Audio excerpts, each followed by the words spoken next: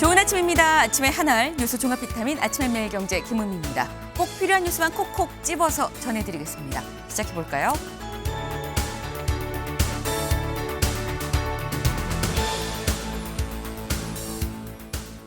네, 중앙일보 일면입니다. 하라면 하는 거지 무슨 말이 많냐. 전 여가부 장관 강선우 후보에 대한 갑질 의혹을 추가 폭로를 했습니다. 문재인 정부 때 여가부 장관이었던 정영애 장관, 이 지인들 단톡방에 올린 글이 지금 화제가 되고 있는데 내용이 이런 내용이었다라는 거죠. 여기 보겠습니다. 정영애, 강 후보자 본인 지역구 민원 요청이 해결이 안 되니까 여가부의 예산을 깎았다라고 지인들한테 얘기를 했습니다. 대통령실 임명 강행 입장이 나온 뒤에 추가로 나온 폭로인데 여기에 대해서 한겨레는 이렇게 쓰고 있습니다. 다음 기사 볼까요? 한겨레입니다. 갑질 망언 더 나와도 꿈쩍 않는 대통령실. 네.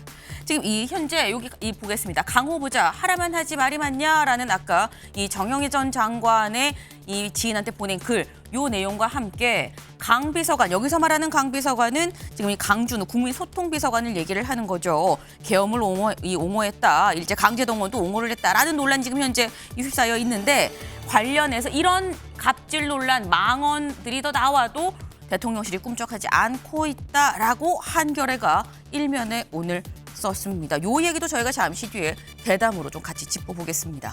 다음 기사 볼까요? 국민일보입니다. 특검 수사 3주 만에 윤석열, 김건희 소환 통보. 네. 지금 이 앞서서 내란 특검이 윤석열 전 대통령에 대해서 수차례 소환 통보를 했죠. 하지만 가지 않았습니다. 근데 이번 또 불렀다라는 건데 문제는 이건 여기서 말하는 특검은 내란 특검이 아니고 김건희 특검을 얘기를 합니다. 김건희 특검이 수사를 시작한 지 3주 만에 두 부부를 다 불렀다. 다만 같은 날 부른 게 아니고요. 윤석열 전 대통령은 일주일 뒤인 29일 그리고 김건희 여사는 이 다음 달 2주 뒤인 다음 달 6일에 각각 피해자 신분으로 오전 10시까지 나오세요 라고 하고 불렀다라는 겁니다. 근데 김 여사는 윤석열 전 대통령의 지금까지의 행보와는 달리 출석해서 성실히 조사 받겠습니다라고 얘기를 하고 있다라는 거죠. 부부가 검찰 조사에 임하는 태도가 좀 다르다, 전략이 다른 거냐라는 얘기가 나오는데 이 얘기도 잠시 뒤에 대담으로 좀 같이 짚어보겠습니다. 다음 기사 볼까요? 서울신문입니다. 유튜브 보고 만든 총으로 아들을 쐈다.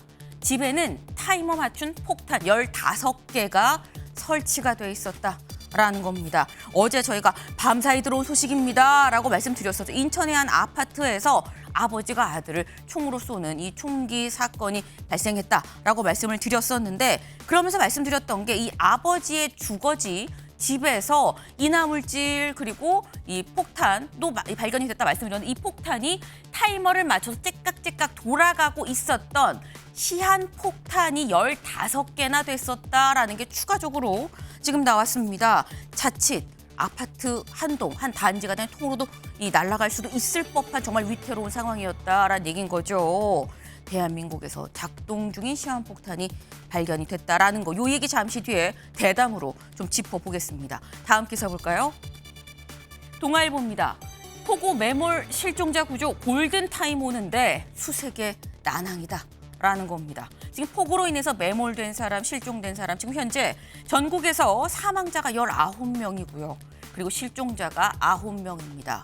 골든타임 보통 72시간이라고 얘기를 하죠. 만 3일인데 지금 이 시간 거의 다 이제 끝나가고 있다라는 겁니다. 그래서 수색을 해야 되는데 문제는 폭우가 지나가고 그 자리에 폭염이 대체했다라는 거. 그리고 이 피해 범위도 너무 넓어서 이게 지금 수색을 하는데 난항이 있을 수밖에 없다라는 건데 일단 여기 보게 정부에서 피해 지역에 대해서 특교세, 특별교부세 55억을 추가 지원하기로 결정을 했습니다.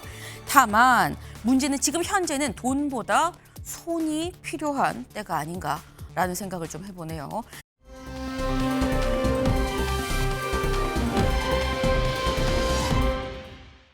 네, 사람들이 굉장히 많아요. 줄 쓴 것처럼 다 이렇게 줄 서 있는데 여기가 어디냐? 이게 보이시나요? 네, 민생회복 소비 쿠폰 접수처입니다. 여기가 광진구의 한 주민센터예요.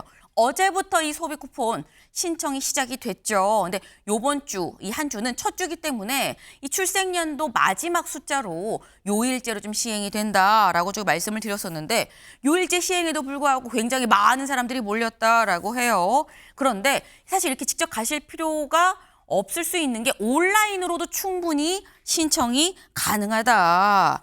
그리고 어제는 이 출생연도 끝자리에 맞춰서 1번, 6번이었다고 말씀드렸죠. 오늘은 둘째 날 출생연도 끝자리 2번, 7번만 신청이 좀 가능합니다. 그러니까 이 부분 잘 감안을 하셔서 가능하면 가서 줄 서는 이 고생하지 마시고 온라인으로 하는 것도 한 방법일 수 있겠다라는 말씀을 좀 드립니다. 아침의 매일경제 뉴스 종합 비타민 언제나처럼 TV로 좀 크게 보시다가요. 궁금한 점 유튜브 댓글로 남겨주시면 같이 좀 얘기를 해보겠습니다. 함께해 주실 분들 소개를 하겠습니다. 안녕하세요.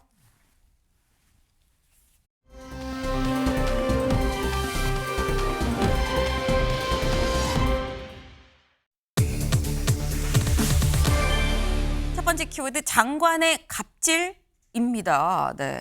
무슨 얘기냐? 기사 같이 볼까요? 하라면 하는 거지 무슨 말이 맞냐? 전 여가부 장관, 문재인 정부 때 정영애 장관이 강선우 지금 현재 여가부 후보에 대한 갑질 의혹을 폭로를 했습니다. 네. 근데 지금 여기 보면 부제에 이렇게 써져 있어요. 정영애 이 장관이 지인들한테 뭐라고 얘기를 했느냐?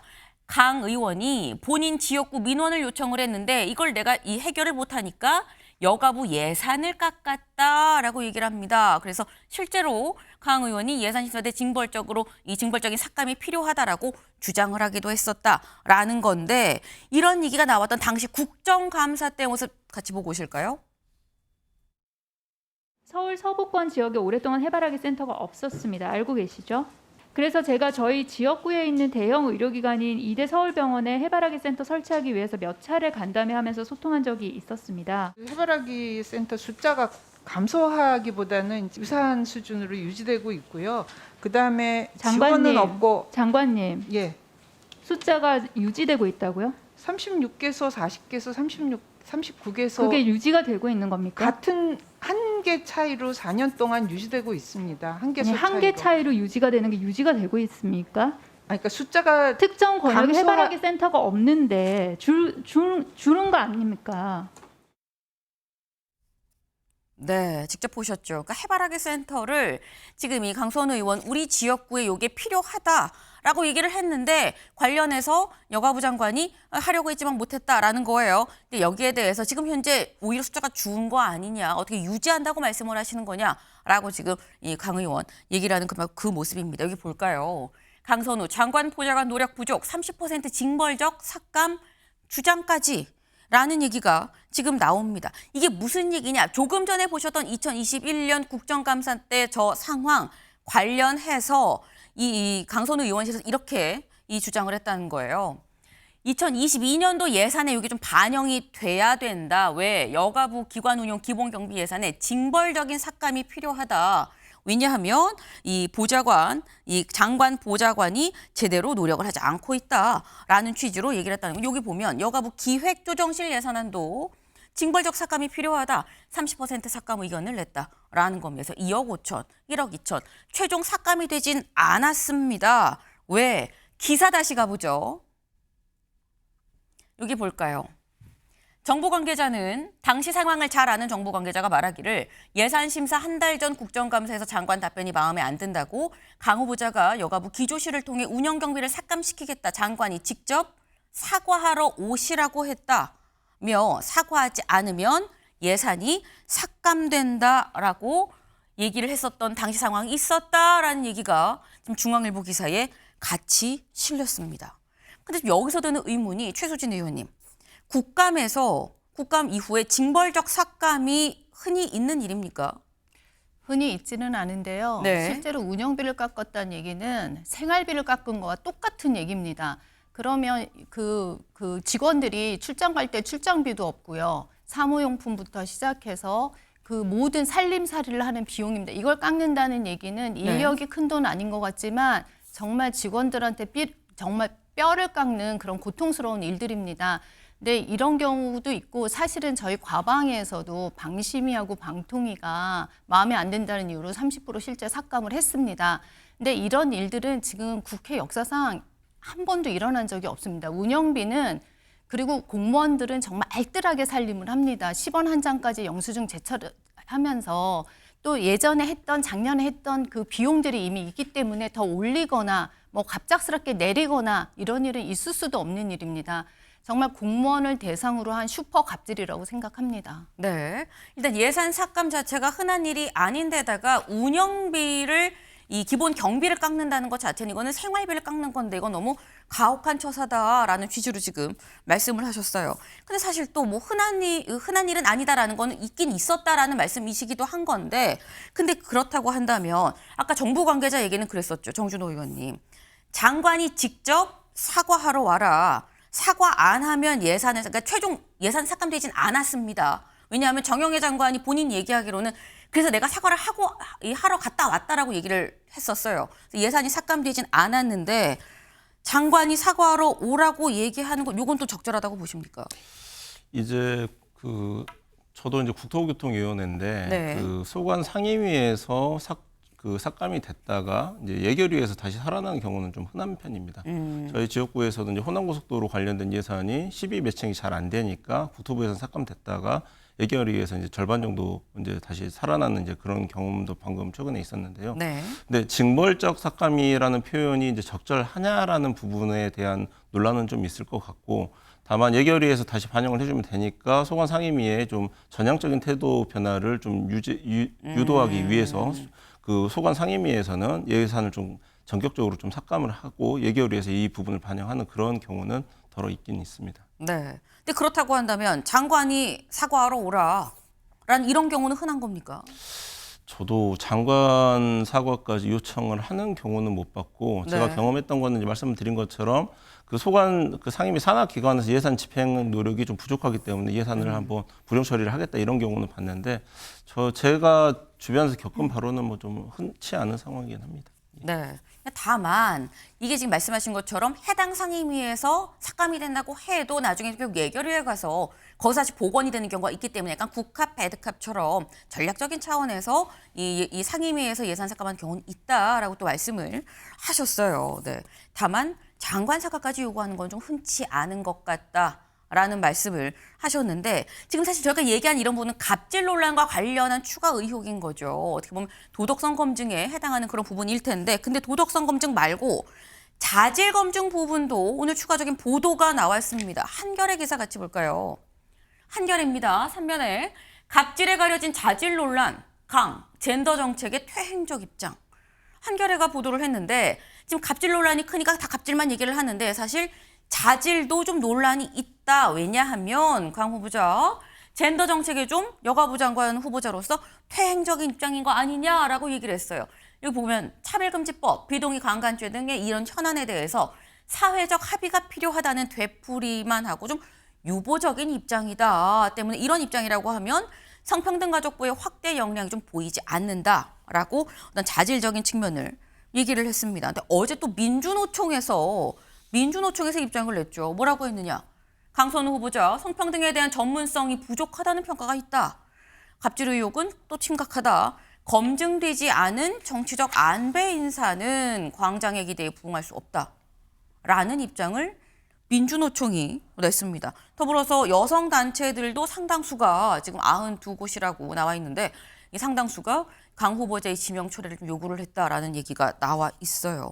근데 사실 이게 정 의원님, 갑질 의혹은 사실 앞서서 다른 의혹들이 있었기 때문에 그 연장선이라고 볼 수 있습니다만 자질 논란까지 같이 제기가 되면 사실 임명을 강행할 명분이 좀 줄어들 수 있겠다라는 생각이 들긴 합니다. 우선 하나씩 좀 살펴보면요. 전문성이 부족하다라는 부분, 젠더 부분 관련해서 뭐 그런 지적이 있을 수 있는데 일단 네. 강선우 지금 후보자 같은 경우는 이제 가족학 박사학위가 있거든요. 있죠. 그래서 전문성이 부족하다라는 얘기는 조금 한번 차원을 좀 달리해서 볼 필요가 있고 다만 이진숙 그 후보자 같은 경우에 지명 철회가 되지만 강선우 후보자에 대해서는 임명 강행 기류가 나오는 부분은 이준석 총장에 대해서 뭐 정교조 쪽 반대라든지 이런 지지 기반 블록이 좀 해체되는 그런 모양새가 나왔기 때문에 그런 부분이 있다는 분석이 있는데 그러자마자 바로 이제 민주노총에서 이제 저런 성명을 냈다는 말이죠. 그러면 이 부분은 저는 사실 가볍게 보면 안 된다라고 봅니다. 지명을 통해 가지고 국민 통합적인 여론이 형성되는 게 아니라 전통적인 지지 기반 자체가 균열될 수 있다라고 하면은 이 부분에 대해서는 반드시 수습을 하고 가야 될 필요가 있기 때문에 네. 당이나 대통령실에서도 이런 부분 예의주시하고 있을 거라고 저는 생각을 하고 있습니다. 네. 지금 아마 이 민주노총, 그러니까 전통적인 지지 기반에서조차도 강하게 반대 입장을 낸다라는 거, 이거는 좀 이 대통령실도 예의주시하지 않겠냐라는 말씀을 지금 하셨어요. 근데 지금 얘기가 사실 강선우 후보와 이진숙 후보와 달랐던 이유가 강선우 후보의 경우는 이진숙 후보와 달리 만약에 여기서 낙마를 하게 되면 최수진 의원님 자칫 탈당까지 해야 되는 상황이 될 수 있는데 정치적인 이런 어떤 생명이 끝날 수도 있는 건데 너무 가혹한 거 아니냐. 그렇기 때문에 이거는 좀 어느 정도 감안해 줄 필요가 있다라는 얘기도 어제 살짝 나오긴 했었거든요. 그건 말도 안 되고요. 사실 국회의원이면 국회의원다워야 되고 장관은 장관다워야 되는 게 너무 당연한 얘기 아닙니까? 이걸 갖고 뭐 봐주기식으로 한다? 말도 안 되고요. 그 대통령께서 좀 사회적인 감수성에 저는 많이 떨어진다고 생각을 합니다. 이게 단순한 우리 여당의 반대가 아닙니다. 아까 말씀하셨듯이 민노총의 반대도 있었고 여성단체, 진보성 여성단체의 반대도 충분히 있습니다. 그리고 지금 갑질 하는데 갑질은 말할 것도 없고요. 보좌진 갑질, 병원에서의 갑질, 공무원에 대한 갑질 말할 것도 없고요. 실제로 우리가 장관이 안 되는 사유가 수십 가지가 있는데 거의 다 해당이 됩니다. 예를 들어 뭐 위장 전입을 했고 재산 누락을 했고 어디에 강의를 했을 때 강의의 부실 같은 거에서 정말 학생들이 테러블하다, 끔찍하다 이런 표현까지 쓸 수 있을 정도로 최고로 자기 일에 대해서 제대로 못하고 가는 곳마다 문제가 있었습니다. 뿐만 아니라 뭐 임금체불의 문제도 이슈가 좀 나오기 시작했고요. 앞으로 계속적으로 문제점이 나올 거라고 생각을 합니다. 더더군다나 가장 중요한 거 본인의 전공과 상관없이 여성부 장관으로서의 지리에 대해서 사회적 합의를 한다. 국민적 합의를 해야 된다. 이거는 면피하기 가장 좋은 방법이라고 생각을 합니다. 최소한 자질에 관련해서 자신이 생각하는 그런 방향성 정도는 얘기할 수 저는 있다고 생각을 합니다. 그래서 이거는 갑질 논란뿐만 아니라 공무원으로서 장관으로서의 어떤 자질적인 이슈가 이미 나온 상태고 이걸 대통령이 계속 밀고 나간다면 정말 그거는 강선우 후보자뿐만 아니라 대통령한테도 좋지 않은 결과가 나올 거다. 저는 그렇게 생각을 합니다. 네, 지금 말씀은 이 뭐 갑질 논란, 도덕성뿐만이 아니라 자질적으로도 문제가 있는데 다만 갑질 논란이 있기 때문에 거기까지 지금 다 영향이 이 눈길이 가지 않는 건데 문제가 상당히 있다. 이걸 그대로 강행을 한다면 이재명 대통령한테도 이 여파가 미치지 않겠느냐라고 지금 말씀을 하셨어요. 사실 강선우 후보에 대해서 청문보고 채택 시한이 어제로 딱 끝이 났습니다. 같이 볼까요?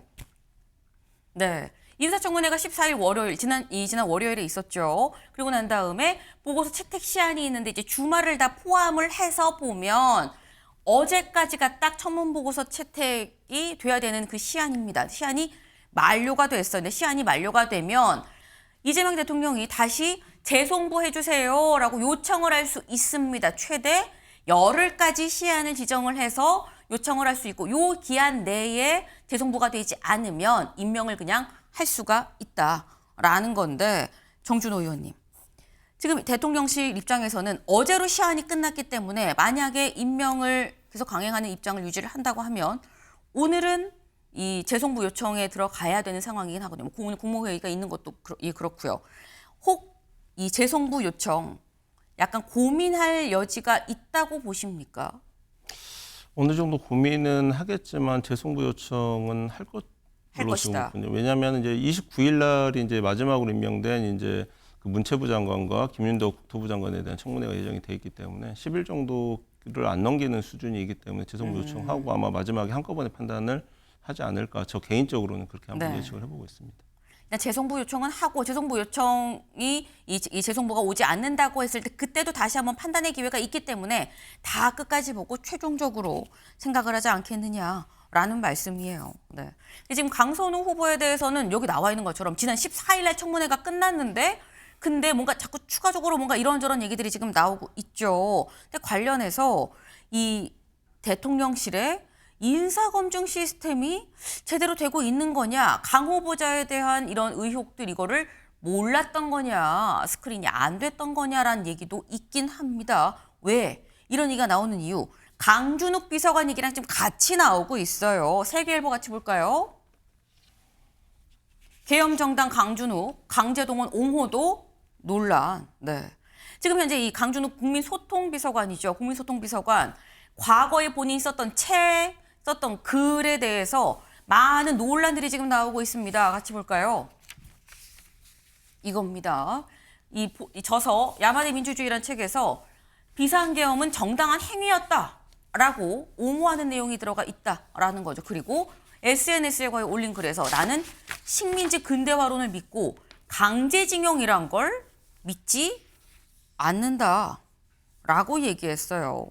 그러면서 이 사실 민주당 내부에서는 뭐 민주당은 빨갱이다라고 얘기해서는 과거에 뭐 이런 발언들도 상당히 지금 문제를 삼고 있는 건데, 최수진 의원님, 지금 일단 뭐 민주당은 빨갱이, 뭐 계엄이 정당 이런 얘기들이 발언이 맞고 틀리고의 발언의 이 진짜 여부를 떠나서 일단 참 극단으로 가 있는 발언이고, 굳이 따지자면 진보 극단이라기보다는 이 보수 극단에 해당하는 건데, 국민의힘이 보기에 지금 이 강 비서관은 통합의 인사라고 보십니까?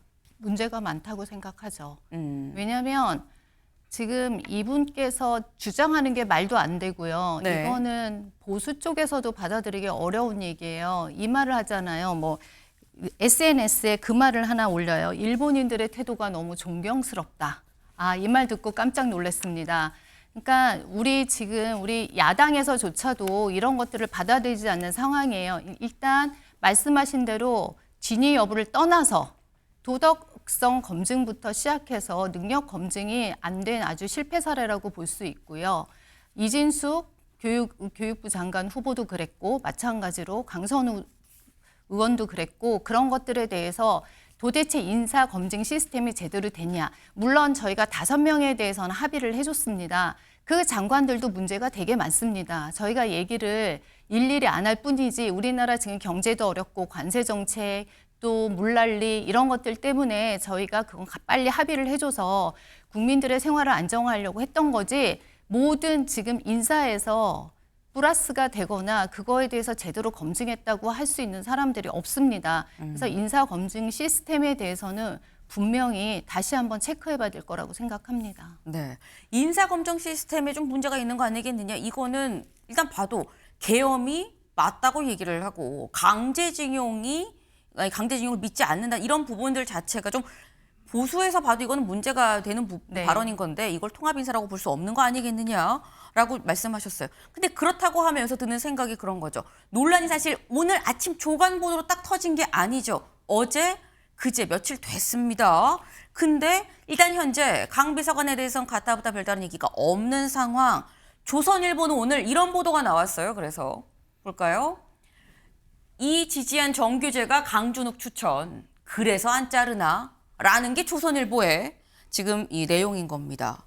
그러니까 보수논객 정규재 씨가 강준욱 비서관을 추천을 해서, 그래서 이재명 대통령이 관련해서 뭔가 결단을 내리지 못하는 거냐라는 취지의 제목인 거죠. 사실 이 정규재 씨, 이 인사 관련해서 이재명 대통령이 이런저런 얘기를 했다라는 취지의 얘기를 본인 입으로 한 적이 있습니다. 잠깐 들어보고 오시죠. 교육부 이진숙 문제는 어떻게 되느냐. 이진숙도 문제고 저진숙도 문제다 이러면서 이제 막 웃기도 하고 그랬습니다만은, 이진숙 문제에 대해서 얘기할 때는 예를 들어서 대통령이 그 사실 내가 알아서 추천한 건 아니고 추천을 받아가지고 그냥 처리가 된 건데 문제가 있는 것 같아서 좀 자기도 딱하다 이런 얘기를 좀 하고 그랬어요. 네. 지금 이 보수논객 정규재 씨가 추천을 했다라는 얘기가 있습니다. 뭐 이 맞는지 아닌지 여부는 사실 좀 더 확인을 해봐야 될 부분이 있긴 합니다만, 정준호 의원님, 일단 귀 크게 열고 경청을 하고 추천 받는 거는 좋은데, 추천 받은 사람에 대해서 검증 과정을 거쳤냐라는 지적이 나올 수 있어요. 그 대통령의 임명권 행사가 가벼우면 안 되죠. 그리고 지금 강선우 의원이라든지 강준욱 비서관의 추천 이유에 대해서는 적극적인 측면이 분명히 존재합니다. 발달장애 아동을 키웠던 가족학 박사를 가족부 장관으로 추천을 한 거나 그다음에 네. 과거에 이런 보수 진영에 있었다라고 하지만은 통합적인 인사를 하기 위해서 확실히 그쪽 진영에 있었던 사람을 끌어와서 설득을 시켜가지고 설득 작업을 대국민 상대로 하겠다라는 건 인정이 되는 건데 강준욱 비서관 같은 경우에서는 뭐 개인적인 뭐 비리라든지 이런 부분들이 있다라고 하면 인사검증 시스템에 문제가 있다라고 하겠지만은 기존에 이미 책을 써서 있었던 발언에 대해서 다 알았고 네. 이걸 알기 때문에 임명을 한 거기 때문에 그 과정에서 어떤 의지를 가지고 이 정부에 참여를 했는지 오히려 당사자인 강준욱 비서관 본인이 조금 더 국민들 상대로 밝힐 필요가 있지 않겠느냐. 대통령 임명권 행사에 대해서는 충분히 납득이 가는 경위가 있습니다. 대통령실에서 강준욱 비서관을 임명을 할 땐 기존에 있었던 저서나 이런 부분들은 다 알고 임명을 한 부분인 거고 그렇다고 한다면 본인의 과거 글이나 발언으로 논란이 되는 건 본인이 직접 해명을 해야 될 그런 순서다라는 말씀인 거예요. 네. 근데 관련해서 여기 지금 이렇게 나와 있죠. 정전 주필은, 그러니까 정규재 주필은 본지 통화에서 이 대통령이 국민통합 차원에서 다른 생각을 가진 일을 쓰고 싶어 하기에 내가 추천을 한 거다. 확인이 됐습니다. 본인 얘기로. 만일 강 비서관을 공격해서 무너뜨리면 다음엔 이런 실험이 불가능하다라고 얘기를 지금 했어요. 최수진 의원님. 일단 이 보수 논객을 통합적인 차원에 쓰겠다고 내가 추천을 했는데 이렇게 좋은 의도로 추천을 했는데 이 사람을 지금 무너뜨린다고 하면 다음에 이런 시도가 있겠냐라는 얘기입니다. 어떻게 보세요? 딴 것도 아니고 국민통합비서관 자리입니다. 네. 그러면 거기에 맞는 사람을 써야죠. 이게 완전 극좌나 극우로 치우친 사람들을 쓰면 저는 안 된다고 생각을 합니다. 그래서 이런 것에 대해서는 다시 한번 검토하는 게 맞고요. 어떻게 보면 정규재 전 주필이 추천을 해서 그렇다 이러면 정말 이거는 온정주의라고 생각을 합니다. 공정과 정의에 맞는 인사 추천을 해야 되고요. 그래서 저는 이거에 대해서 당연히 철회하셔야 된다고 생각합니다. 네. 지금 저희가 인사 검증이 된 거냐? 왜냐하면 앞에 강선우 이 후보자에 대한 논란들 그리고 이후에 이 강준욱 비서관에 대한 이런 논란들. 근데 문제는 이게 아까 살짝 얘기가 나왔죠. 이재명 대통령한테 이 논란들이 다시 향할 수가 있다라는 얘기가 나왔습니다. 한국일보 같이 볼까요? 강선우, 강준욱 인사검증 부실, 이 지지율 취임 후 첫 하락입니다. 어제 리얼미터의 여론조사가 나왔어요. 같이 볼까요? 이겁니다. 어제 나온 조사, 일단 여기서부터 좀 볼게요. 여론조사 항상 제가 말씀드릴 때마다 이 중요하다고 말씀을 드리는 게 여론조사는 추이다라고 말씀을 드리죠. 근데 6월 둘째 주부터 보겠습니다. 파란색이 잘한다라는 평가고요. 빨간색이 잘 못한다라는 평가입니다. 58.1 잘한다부터 58.6, 59.3, 59.7 계속 올라가죠. 올라갑니다. 계속 올라가요. 64.6까지 올라갔는데 어제 발표된 게 62.2다. 2.4%포인트 떨어졌죠. 그럼 잘 못한다는 어떠냐 보겠습니다. 34.2에서 계속 떨어집니다. 잘 못한다는 건 떨어지는 게 좋은 거죠. 떨어지고 비슷하다가 또 떨어지고 30%까지 쭉 떨어졌어요. 그런데 어제 나온 건 32.3으로 2.3%포인트 올랐다라는 겁니다. 한국일보는 그래서 정준호 의원님 제목을 이게 이런 인사 논란 때문인 거 아니겠느냐라고 지금 제목을 뽑았거든요. 어떻게 보십니까? 꼭 그렇지만 또 않을 수 있고요. 전국적인 그 폭우로 수해가 발생을 했는데 대통령 지지율이 계속 상승세를 하는 것도 사실 좀 어색합니다.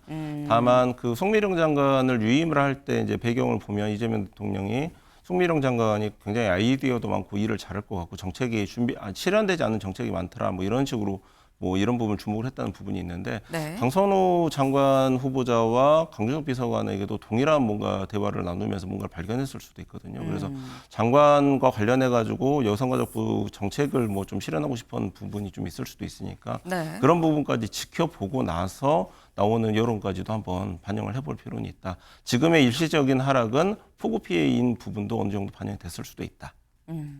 사실 지금 말씀하신 것처럼 이 낙폭이 2.3, 2.4 정도 되죠. 이번 이 여론조사의 오차 범위가 플러스 마이너스 2%포인트입니다. 다시 말해서 4%포인트를 넘어서야 좀 유의미하다라고 볼 수 있는 만큼 이게 그렇게 큰 유의미한 건 아닐 수 있다라고 말씀을 하셨는데 다만 또 아까 제가 말씀드린 것처럼 추이로 본다고 하면 계속 오르던 추이가 살짝 꺾이는 포인트가 발생을 했다라는 점도 주목해볼 대목이긴 하죠. 오늘 오전 10시 국무회의가 있습니다. 국무회의에서 이재명 대통령 이런 인사 논란에 대해서 언급을 할 것이냐 여부도 살짝 주목이 좀 되네요. 다음으로 넘어가 볼까요?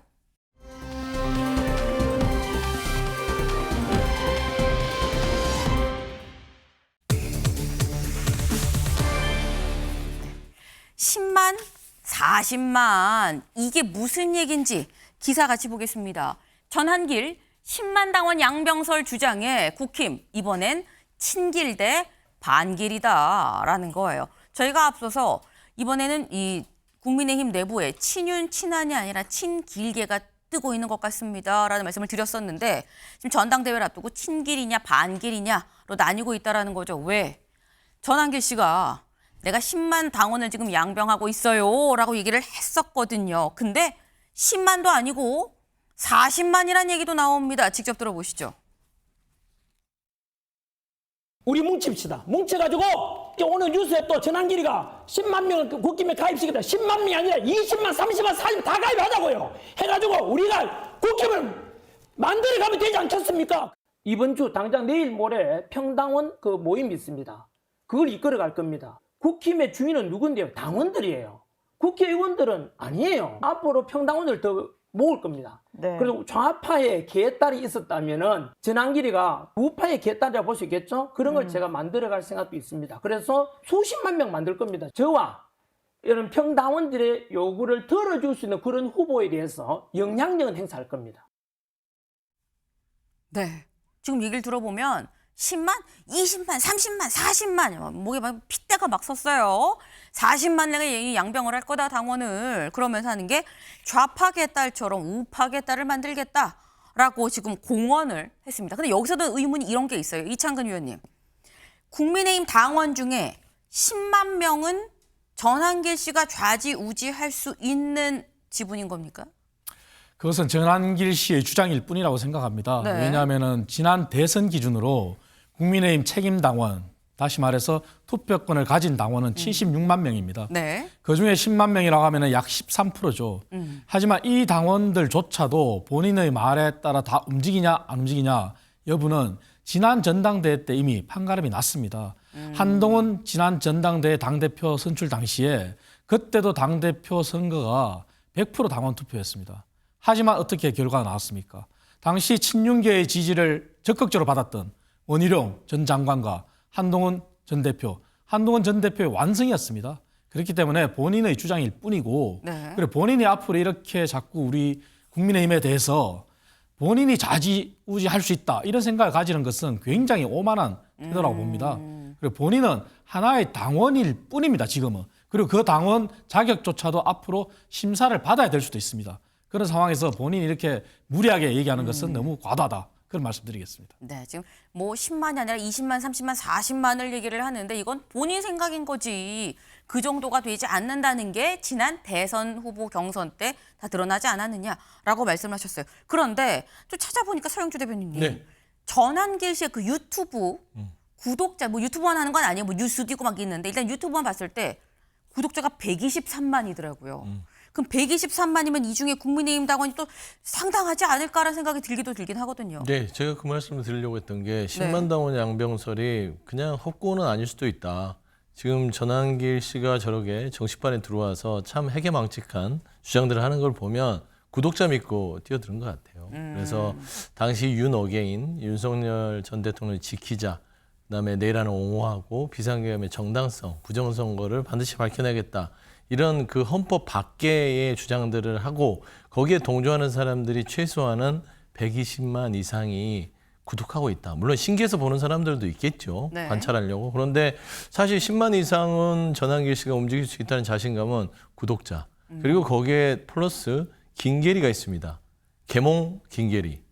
그분 저 유튜브 개설한 지 지금 일주일이 안 됐는데 15만이 넘었어요. 구독자가요. 네. 그럼 결국에는 한 10만 정도를 저는 그냥 엑기스로 보는 것 같아요. 사실 전한길 씨가 지금 국민의힘 전통 보수라고 할 수 있는 국민의힘을 접수하러 온 거 네. 같은 느낌이고 본인이 공언했잖아요. 내 마음대로 쥐락펴락 하겠다. 그러면은 기본적으로 그동안 정통 기성정치를 했던 국민의힘에 친윤이든 뭐 친한이든 구주류든 비주류든 참 창피한 꼴을 당하게 생겼다. 이제 국민의힘은 폐업 수순에 들어간 것 같습니다. 네. 그 지금 말씀이 이 전한길 씨가 괜히 막 이렇게 공언을 하는 것이겠느냐. 믿는 구석이 있는데 그 믿는 구석이 뭐냐? 유튜브나 뭐 이른바 전한길 뉴스나 이런 것들의 어떤 구독자 수, 조회수 아니겠느냐라고 지금 말씀을 하셨어요. 근데 전한길 씨 연일 얘기하는 게 그러니까 큰 맥락은 이거죠. 나는 전당대회에서 영향력을 행사할 거고 내가 원하는 사람을 당대표로 당선을 시킬 겁니다. 라는 메시지입니다. 관련해서 이 현재 이 어떻게 보면 구주류의 지지를 받는 후보가 이번에 김문수 후보도 나오고 장동혁 후보도 나왔습니다. 그래서 그럼 둘 중에 누굴 지지하는 거야? 라는 얘기가 나왔는데 이렇게 얘기했어요. 들어보고 오시죠. 뭐 김문수 후보가 어제 출마 선언했고 예. 뭐 장동혁 의원도 나온다는 이야기 들리고 공개 질문 질의서도 보낼 생각이 있어요. 윤석열 대통령에 대해서 어떻게 생각하느냐, 계속 절연할 것이냐, 아니면 같이 갈 것이냐 물어보고 저는 무조건 같이 가야 된다는 후보한테 지지할 거고요. 후보도 마찬가지로 나 후보 단일화 해야 됩니다. 그래서 그들도 통합할 수 있도록 그 약속까지 다 받고 지지를 할 겁니다. 조건부입니다. 네. 지금 얘기를 하죠.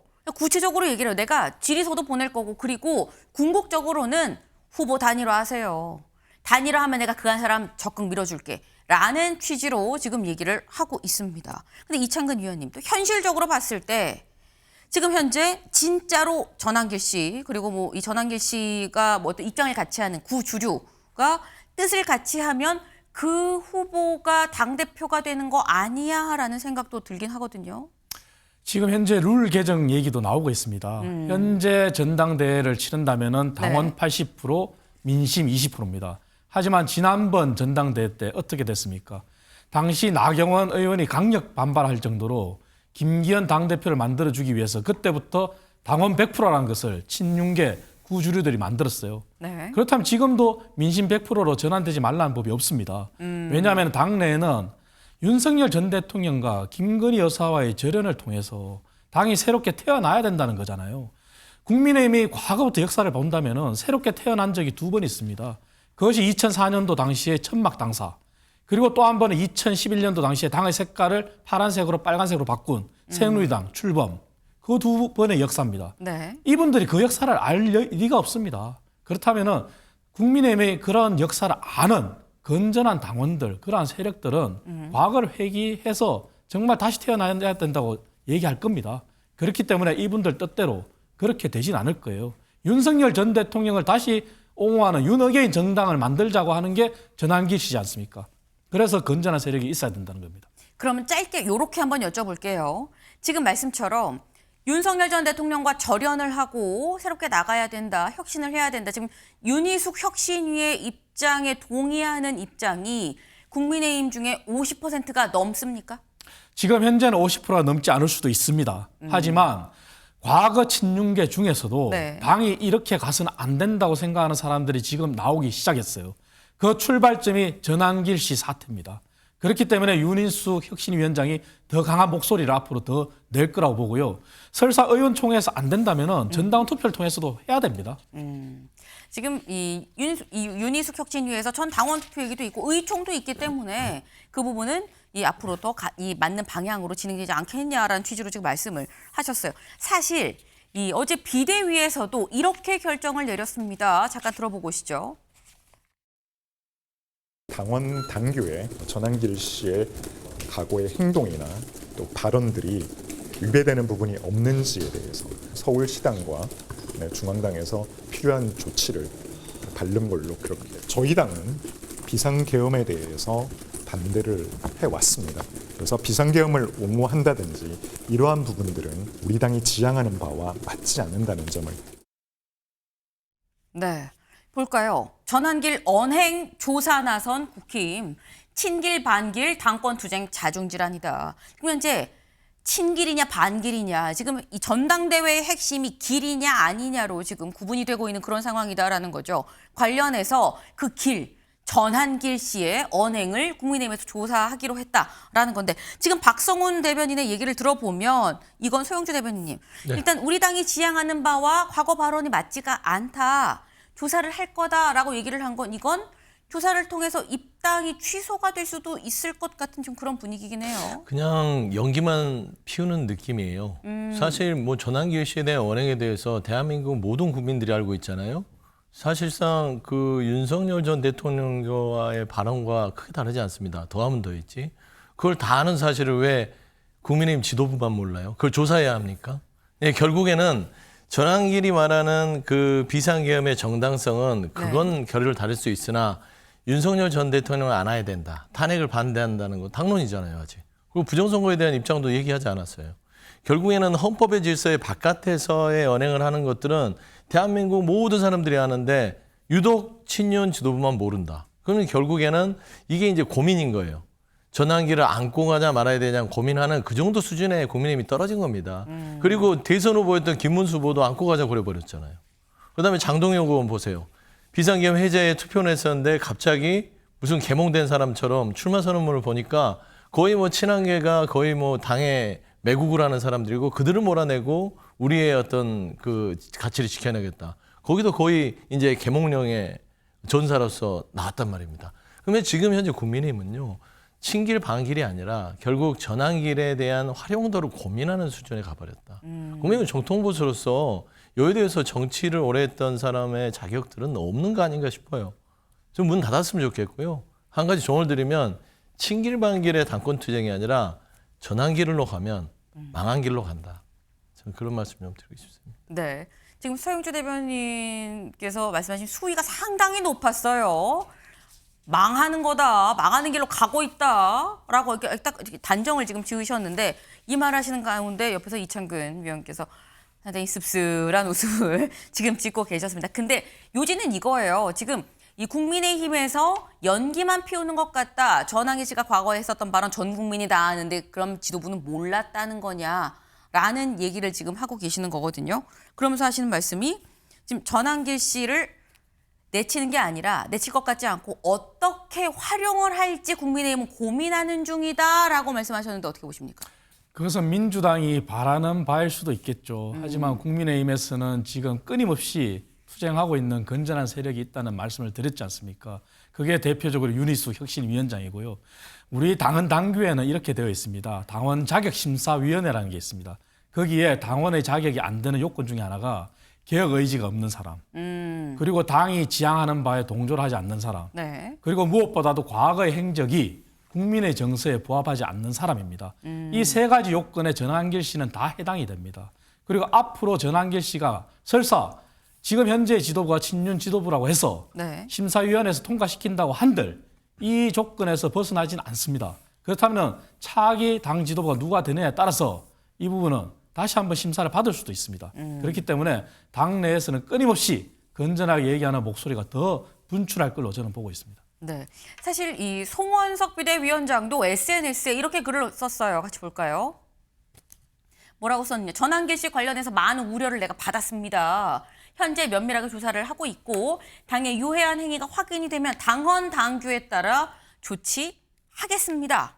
그런데 한 사람의 입당을 빌미로 극우 프레임을 씌우는 것 자체가 당에 대한 심각한 폄훼이자 해당 행위라고도 봅니다. 라고 했는데 일단 요거부터 좀 짚어보죠. 일단 현재 조사를 진행 중이고 만약에 유해한 행위가 확인이 되면 당헌 당규에 따라 조치하겠다. 만약 이 전환길 씨한테 뭔가 조치가 취해진다고 할 때 가장 최고는 입당 취소겠죠. 근데 또 한편으로는 입당 취소돼도 딱히 그게 전환길 씨한테 큰 타격이야? 라는 얘기도 나옵니다. 왜? 아까 김계리 변호사 얘기를 했었죠. 입당이 지금 현재 보류가 된 사실상 입당이 거부가 된 김계리 변호사 얼마 전에 유튜브를 개설을 했습니다. 잠깐 보고 오실까요? 제가 오늘 유튜브 채널을 개설하게 되었습니다. 탄핵 사건을 겪으면서 여러 가지 많은 생각들을 하게 됐고 소추인 측 입장이나 지금 현재 내란 우두머리 사건에서 검찰 측 입장만, 그러니까 검찰 측 주신문만 거의 대부분 다 기사화가 되더라고요. 그래서 그런 부분이 굉장히 보면서 답답해서 이런 부분에 대해서 우리 입장을 말할 수 있었으면 좋겠다라는 생각을 했고 좋아요, 구독, 알람, 댓글은 달지 마세요. 악플은 사양해요. 네, 김기리 변호사.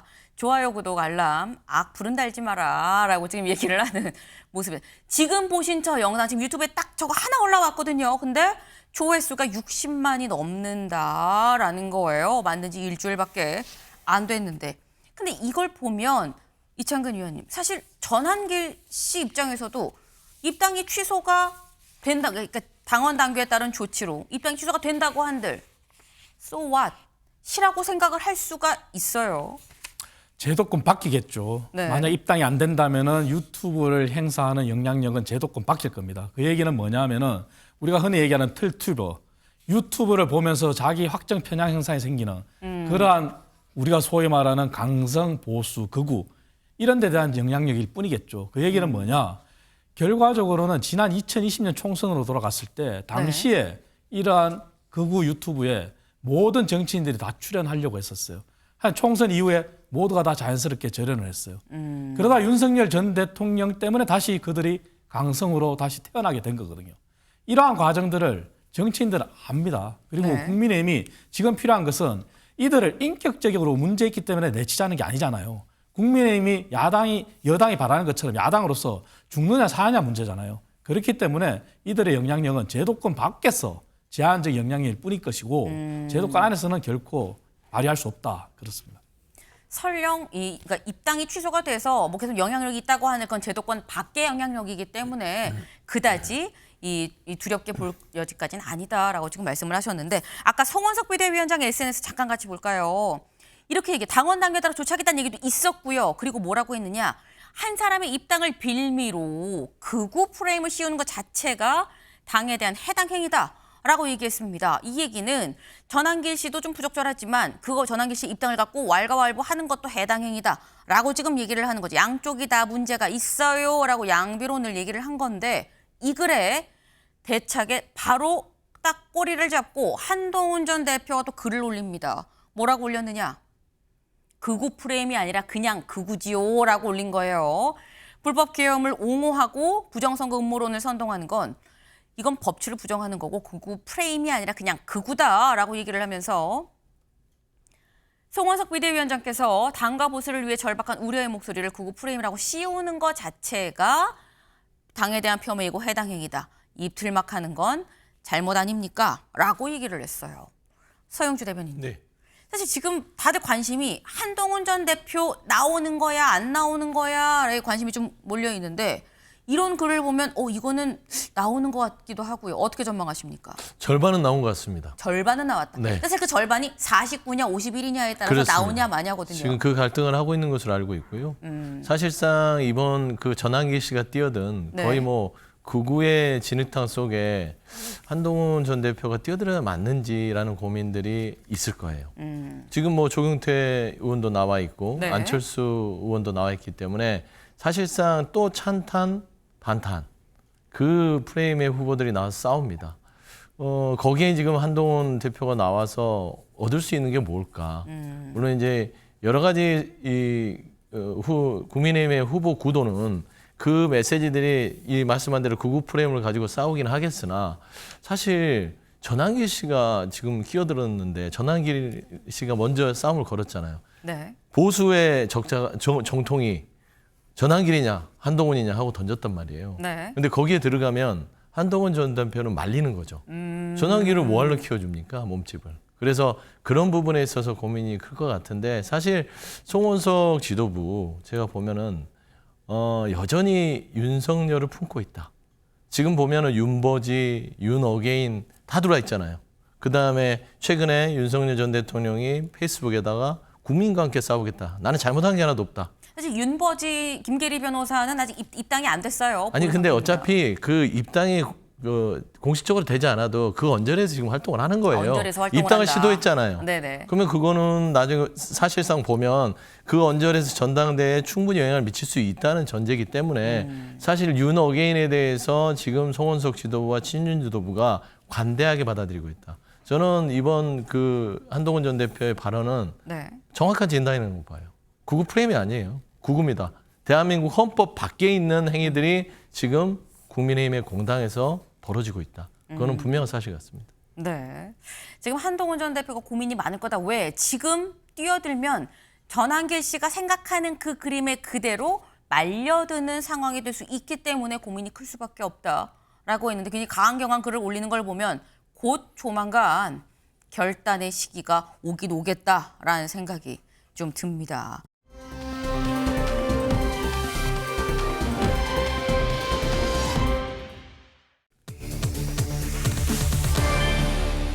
김건희 소환입니다. 네, 기사 같이 보겠습니다. 특검 윤석열 29일, 김건희 내달 6일 소환, 의혹 정점 향한다. 말씀드렸죠. 여기서 말하는 특검은 지금 특검이 3개가 되기 때문에 여기서 말하는 특검은 김건희 특검이다라는 겁니다. 현재 이 김건희 특검에서 윤석열 전 대통령에 대해서는 처음 소환을 지금 하는 거죠. 당장 일주일 뒤입니다. 29일에 오전 10시까지 나오세요라고 얘기를 했고요. 김건희 여사에 대해서는 2주의 시한을 줬습니다. 그래서 다음 달 8월 6일에 오전 10시에 나오세요라고 얘기를 했다라는 건데 근데 뭐 윤석열 전 대통령 과연 나갈까? 내란 특검에서 3번 불러도 안 나갔는데 라는 생각이 드는데 김 여사는 뭐라고 얘기를 했느냐? 소환 요청에 성실히 임하겠다는 기본 입장에 변함이 없다. 성실히 임하겠다. 부르시면 나가겠습니다. 라고 얘기를 했다라는 거예요. 그럼 여기서도 의문이 있죠. 이창근 위원님.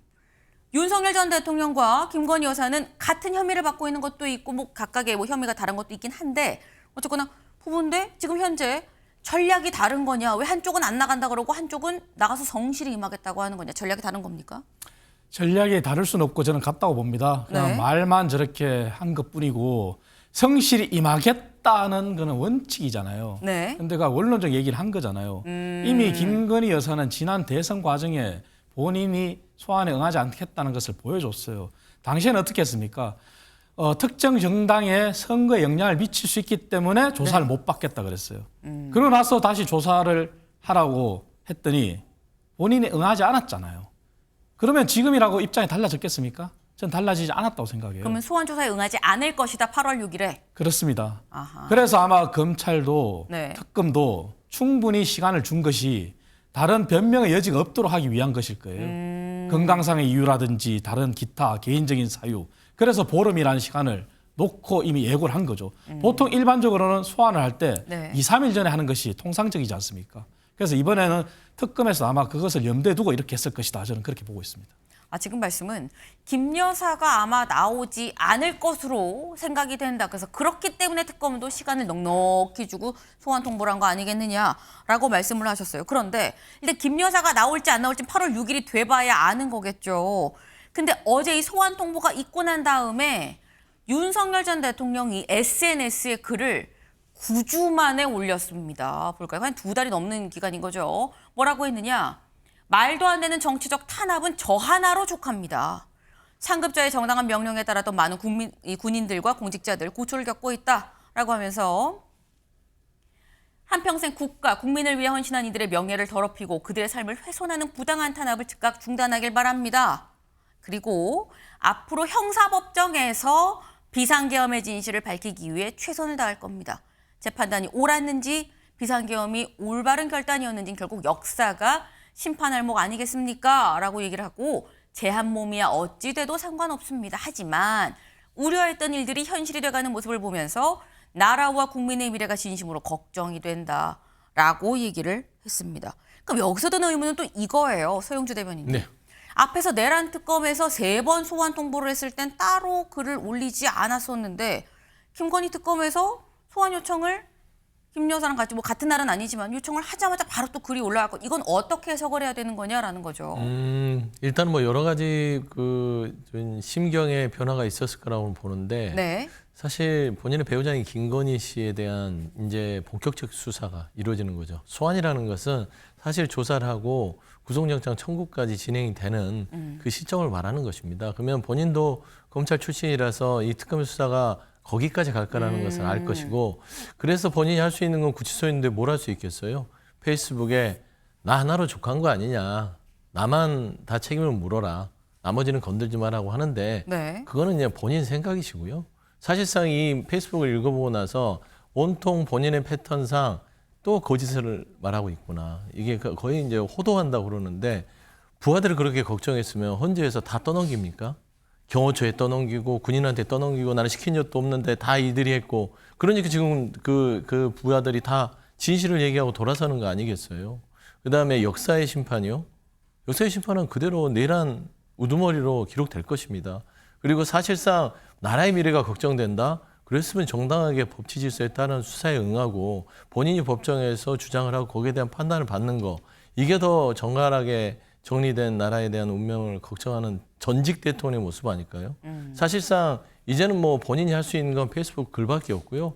사실 마지막 희망은 전환길과 김길이 그리고 국민의힘을 구구의 힘으로 접수를 해서 본인이 정치적으로 버티는 것 외에는 그 본인이 살아날 수 있는 희망은 없을 거라고 지금 판단할 거라고 봅니다. 네. 그러니까 지금 말씀은 그래도 나와 있죠. 제 한 몸이야 어찌 되든 상관없습니다. 하지만 국가와 미래가 걱정됩니다라고 얘기를 했고 이 제목 자체가 정치 탄압 나로족합니다라는 얘기가 나왔었어요. 근데 지금 서영지 대변인 말씀은 이창근 의원이 이런 거예요. 정치 탄압 나로족하다는 얘기 나야 어떻게 돼도 상관없는데 우리 부하들은 좀 이 전혀 문제가 없는 거 아니냐라는 이런 얘기들이 너무 늦게 나온 거 아닙니까? 라는 지적입니다. 전적으로 동의합니다. 재판정에서도 본인이 보여준 모습은 모든 것이 다 핑계였고 부하들한테 떠넘겼지 않습니까?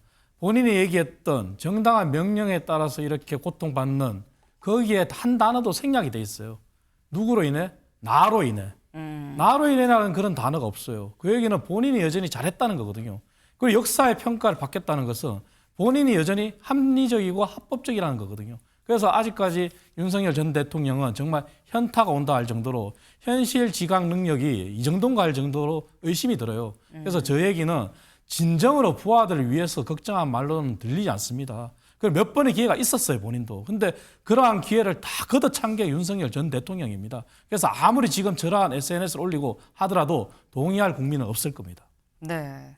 지금 너무 늦었다는 얘기에 전적으로 동의한다라고 또 뜻을 같이 지금 하셨어요. 일단 김건희 특검에서 두 윤 전 대통령 부부를 지금 소환을 했다라는 얘기는 소환, 구속, 기소 이 수순을 본격적으로 이제 돌입했다라는 얘기가 되는 거겠죠. 속도를 내고 있는 이 수사 과연 어떻게 진행이 될지 주목이 됩니다. 다음으로 좀 넘어가 볼까요?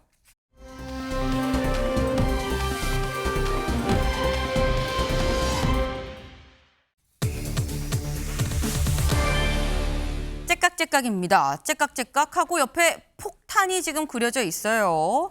같이 볼까요? 생일 챙긴 아들의 총 쏜 60대, 집엔 21일 정오 타이머 폭탄이 있었다라는 겁니다. 어제 저희가 인천의 한 아파트에서 60대 아버지가 30대 아들을 이 사제총으로 쏜 일이 발생을 했다 말씀을 드렸었어요. 그리고 이 아버지의 집에선 폭탄, 그리고 인화 물질이 상당수가 발견이 됐다. 밤사이에 들어온 소식이에요라고 말씀을 드렸었는데 말씀드리면서 제가 이런 말씀을 드렸었어요. 아니 이날이 아들 생일인데 아들을 총으로 쐈어요라고 말씀드렸는데 이게 약간 이 중간에 이 사건이 있고 난 다음에 얼마 안 된 시기여서 약간 이 소통 오류가 좀 있었습니다. 뭐였느냐? 아들 생일이 아니라 아버지 생일이었다. 그러니까 피해자의 생일이 아니라 피의자의 생일이었다. 근데 그렇다고 한다면 더 의아한 부분이 이런 거죠.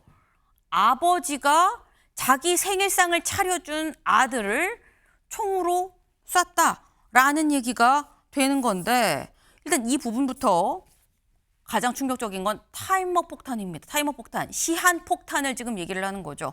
집에 21일 정오, 이튿날 낮 12시에 터지도록 설계가 된 시한폭탄이 째깍째깍 돌아가고 있었다라는 겁니다. 형사과장 얘기 잠깐 들어보고 오시죠. 범행 전에 자신의 주거지인 서울시 도봉구 소재 주상복합 아파트에 인화성 물질을 제작하여 설치한 상태였으나 경찰 특공대에서 신나등 이온 물질에 대하여 완전히 제거 조치하였습니다. 집에다가 설치한 폭발물은 이 피의자가 다시 집에 돌아가지 않을 생각으로 자포자기하는 심정으로 집안에다 설치를 해놓은 것으로 지금 추정하고 있습니다. 네, 지금 보면 자포자기하는 심정으로 시한폭탄을 자기 집에 설치했다. 근데 이용혁 교수님, 약간 앞뒤가 좀 맞는 얘기인가 싶은 게 자포자기하는 심정으로 주거지에 이 사는 집에 시한폭탄 설치하고 본인은 돌아가지 않을 생각이었다라는 거예요. 이거는 나 말고 다수의 인명 피해를 의도한 테러인 겁니까? 큰 틀에서 보게 된다면 저는 이 범죄를 네. 복수의 결과물이 아닌가라고 추정을 하는데요. 아들에 대한 복수 결과물. 1차 행위가 바로 가정 불화에 의한 일정한 복수의 형태. 네. 그것이 아들로 향한 것이 아닌가 생각이 되고 아. 지금 일단 질문에 초점을 맞추면 네. 2차의 복수의 형태가 자기 집에 설치한 여러 형태의 방화. 네. 그것도 대형 방화를 꾀한 거죠. 지금 폭탄이라고 나오지만 구체적으로 보게 되면 방화입니다. 네. 즉 방화에 대한 그래서 경찰도 방화 예비죄를 지금 적용을 했는데 그 신나통 15개 네. 그리고 이 15개를 집안에 9곳에 배치를 한 거죠. 거실과 또 주거지 핵심 장소에 네. 그리고 이걸 기폭되는 타이머를 다 연결을 했고 그래서 이게 동시에 이게 그 발화가 되면 네. 아주 엄청난 불이 생기는 거죠. 사실 이게 다 9개가 터진다 그러면 아파트 한 동, 옆 동까지도 다 영향이 있는 거 아닙니까? 그렇죠. 그게 방화인데요. 근데 불과 관계된 것은 우리가 크게 보면 세 가지가 추정이 됩니다. 네. 첫 번째는 증거를 완전히 인멸하기 위한 경우. 또 두 번째는 사실상 방화광이 있거든요. 불 보는 거를 좋아하는 범죄자들이 있습니다. 네. 그리고 이제 세 번째는 복수입니다. 즉 불이 활활 타오르는 걸 보면서 자신의 감정을 카타르시스적으로 해소하려고 하는 것. 이렇게 그 봤을 때 저는 세 번째 가능성이 높다. 즉 복수라고 하는 즉 방화의 대형 화재를 일으키려고 하는. 그래서 이것을 이 1차, 2차로 저는 나눠서 지금 설명을 한 것이고요. 네. 조금 더 구체적으로 보게 되면 이런 이 복수의 극화, 가장 확실하게 보여줄 수 있는. 네. 그리고 이 범죄의 또 다른 특징의 하나는 보여주기식 현시적 욕구가 많이 있었다. 왜곡된 개인 감정의 틀어짐이긴 합니다만 네. 그 첫 번째 이유 자체는 이 가족이 보는 앞에서 네. 그것도 이제 며느리, 손자가 보는 앞에서 그쵸. 그것도 본인의 그 생일날 이것은 뭐냐면 무엇인가를 다 보여주고 싶다는 거죠. 본인이 그 생각하고 있는 그 무엇을 보여주고 싶은 것. 그것이 아직 정확하게 밝혀져 있지는 않은 것 같습니다. 네. 진술을 거부하기 때문에. 그런데 큰 틀에서 보게 되면 가정 불화를 네. 본인이 겪고 있을 때는 무엇인가 이것을 알려야 되겠다라고 하는 그래서 이 아들에게 사실상은 직접적인 공격 행위를 많은 사람이 그 보는 앞에서 했을 가능성이 이제 크다. 근데 사실 여기서 또 드는 의문이 이런 게 있어요. 왜 그렇다고 한다면 아들은 사제총으로 쏘고 아들 집에 폭탄을 터트리면 되는 건데 굳이 시한폭탄으로 저 멀리 떨어진 서울 쌍문동에 터트리고 아들 집은 인천 송도인데 왜 그런 것이냐. 아들 집에서 터트리면 다 해결되는 거 아니야? 라고 생각을 할 수 있거든요. 그것이 이제 우리가 그 테러범의 심리를 보게 되면 네. 일반적으로 우리가 그 유럽에서 발생하는 테러 또는 미국에서 발생한 테러의 특성이 한 곳을 공격하지가 않죠. 1차, 2차로 나눠서 합니다. 즉 이것은 동일한 이 어떤 범죄 성향의 발현인 거죠. 네. 다만 더 정교하고 치밀한 것이고 또 자신의 집에 이와 같은 방화 물질을 보인 것은 더군다나 타이머를 이렇게 설치한 것은 내가 잡히든 안 잡히든 네. 어쨌든 간에 이것이 이 세상에 아주 그 극적인 상태로 알려줄 수 있다라고 하는 이런 것까지 저는 정교하게 그 계획을 했다. 바꿔 얘기하면은 이 한 번에 끝나는 것이 아니고 정말 아들에게 대한 일방적인 공격만을 했다고 한다면 굳이 자기 생일날 많은 가족이 보는 앞에 살 필요가 없죠. 은밀한 시간에 찾아가서 네. 나름대로 준비했던 그와 같은 사제총으로 사실상 뭐 저격을 할 수 있음에도 불구하고 이른바 이것은 현시적 범행 동기가 그대로 투영이 됐지만 밝히고 싶지 않은 그런 가정의 불화가 있다라고 저는 생각이 되는데 그 문제가 사실상은 저는 그 이혼한 전처와의 일정한 권력 불균형 뭐 이것이 사실 그 작동했을 가능성이 추정이긴 합니다만. 추정이긴 합니다만 말이죠. 왜냐하면 이제 본인이 그 살고 있는 이 아파트로 사실 대형 그 아파트라고 70평이었다 그래요. 네, 했는데 이것이 또 많은 부분 또 압류도 뭐 들어왔다라고 얘기가 지금 보도에 나오고 있고요. 네. 반면 지금 그 이혼을 하는 아마 순간부터 무엇인가 감정적인 앙금과 아하. 불균형이 있었지 않겠는가. 그러니까 본인의 그 진술 역시 20년 전에 이것을 구입을 했다, 총기를. 그때부터 문제가 있었다. 이것도 다 연결되는 얘기가 아닌가 추정해 봅니다. 그러니까 지금 말씀은 딱 아들에 대한 뭐 원한, 뭐 가정 갈등 요거 하나가 아니라 이게 좀 굉장히 오래 묵혀진 부분이 있고 이걸 통해서 본인이 어떻게 보여주고 과시하고 싶어하는 부분이 뭔가 있었다. 다만 진술을 거부해서 명확하게 밝혀지진 않고 있는데 정황들로 봐선 좀 그렇다라고 말씀하셨어요. 그 또 의아한 부분이 이런 겁니다. 시한폭탄, 뭐 여기서 1차, 여기서 2차 그게 테러범의 심리라고 한다면 오케이, 장소는 바뀔 수 있고 시간도 다를 수 있는데 근데 시한폭탄이 터진 시간은 왜 한참 뒤로 미뤄서 이튿날 낮 12시 정오로 터지게끔 설정을 한 것이냐라는 거예요. 근데 여기에 대해선 이렇게 얘기를 했다고 합니다. 이 관련해서 집에 낮 12시에 사제폭탄이 터지도록 설치를 해놨다 해서 왜? 그랬더니 낮 12시에 이웃들이 집에 가장 적게 머무를 것으로 생각을 했다. 근데 교수님, 사람들이 가장 적은 시간에 터뜨려서 사람들이 안 죽게 하려면 터뜨리지 말아야 되는 거 아닙니까? 네, 저 같은 이제 행태는 일반적으로 그 범죄자가 그 보이는 전형적인 이른바 중화 기법입니다. 중화 기법. 네, 그러니까 소위 말해서 피해를 최소화하는 것이죠. 네. 나름대로 합리화와 나름대로 정당화의 구실을 찾을 수 있는 것이 이 시간이 생각할 때는 자신이 생각할 때는 네. 제일 피해가 적다. 그리고 어떻게 본다면 이 앞뒤가 안 맞는 얘기일 수 있지만 일반적으로 그 범행을 하고 난 범죄자들이 자신의 행위를 나름대로 합리화하고 피해를 최소화, 축소화하려고 하는 즉 중화, 즉 바꿔 얘기하면 물타기 같은 얘기라고 우리가 시중에서 할 수가 있는데요. 그런 모습이 이제 그대로 드러난 것이고 네. 또 중요한 것은 지금 시간이 충분할 수도 있고 적을 수도 있는 겁니다. 네. 근데 핵심은 이 여러 가지 행태를 보게 되면 검거를 당하지 않으려고 했고 계속 뭐 도주를 하려고 도주도 했죠. 했었고 경찰에 대한 강남으로. 저항도 했고 또 진술에 의하면 하남 쪽으로 결국 도주를 하려고 했다. 이것은 뭐냐면 보고 싶었던 거죠. 이와 같은 뭐 폭발 자체를, 아하. 또 방화 자체를. 그래서 지금 어쨌든 화재 전문가에 의하면 이 경찰 특공대가 제거하지 않았으면 이것은 커다란 방화가 생겼다. 그래서 아까 제가 말씀드린 보고 싶은 카타르시스의 발현이 이렇게 진술로 드러났다고 보입니다. 아, 지금 교수님 얘기를 들어보니까 왜 도주를 하면서 굳이 저번 강남 쪽으로 간 것이냐라는 생각도 살짝 좀 이해가 되네요. 네. 저희가 준비한 소식 오늘 여기까지입니다. 오늘도 좋은 하루 보내시길 바랍니다.